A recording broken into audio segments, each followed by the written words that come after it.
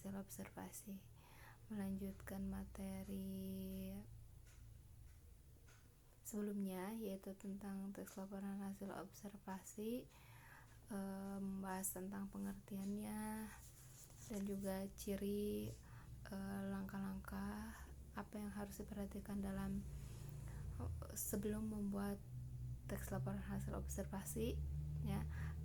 Sekarang menuju ke struktur dan kaidah kebahasaan teks laporan hasil observasi. Yang pertama, struktur isi teks laporan hasil observasi harus memiliki minimal terdiri atas pernyataan umum atau tentang hal objek yang dilaporkan, deskripsi bagian dari objek yang dilaporkan, dan deskripsi manfaat dari objek tersebut. Teks laporan hasil observasi juga dapat terdiri atas definisi umum, deskripsi bagian, deskripsi manfaat, dan penutup atau simpulan. Berikut penjelasan tiap bagian atau struktur teks laporan hasil observasi. Yang pertama, pernyataan umum. Pernyataan umum merupakan pembukaan yang berisi pengertian.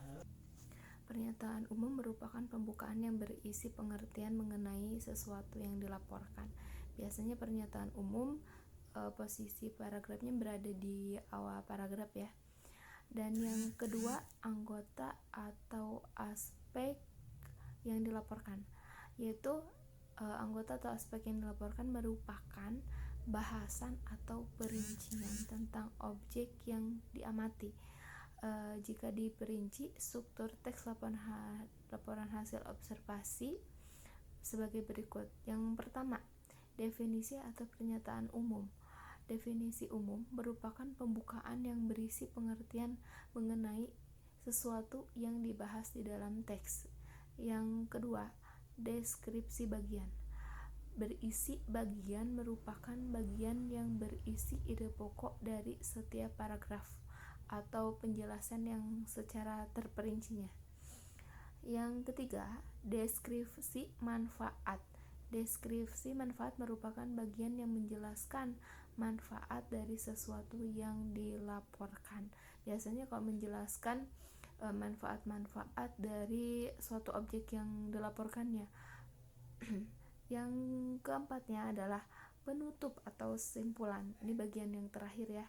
Penutup atau simpulan merupakan bagian perincian akhir teks laporan hasil observasi.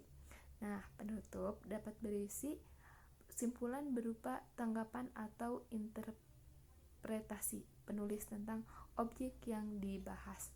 Penutup atau simpulan bersifat opsional, artinya boleh ada dan boleh tidak ada. Struktur teks laporan hasil observasi dapat digambarkan sebagai berikut.